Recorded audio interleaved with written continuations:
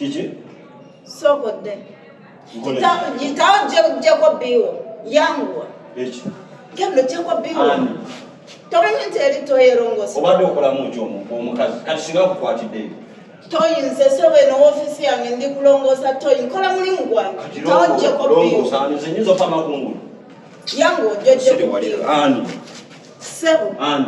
Sebo mwe smart nga mwe taba smart kumbe na itawo gendo mujako kati. Ani. Sisanze nga toyi nchafu.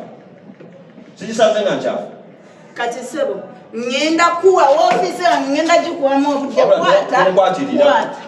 kwata nawe gendo jisimu jeko toyi jeko biwo gendo jeko biwo yangu zalongo sawa ofisi yange njikuwaddemu obudde kwata ani aizo kikwata aha manager olyose najja buzibu kiwani omusajja ono aganye okugenda okulongosa toyi ng'ate apamidde toyi agireseeko biwo veni kwetoyi aleseeko biwo manager asookoleke apamye omuceere ebijanjalo obuugi muwogo nammuli n'enkoko ani gwomanyira ze nyinza opama kuteyi temutukufukira wano kanyaga omusajja omukulu ku myaka gyo gy'olina nowa smart bw'oliko kakati tesikwagaza kirala sikwagaza kintu kyonna kwata akalobo n'olweyo mpitaago mukulu biibyo oyagala nkubalira ennaku gumu ebiri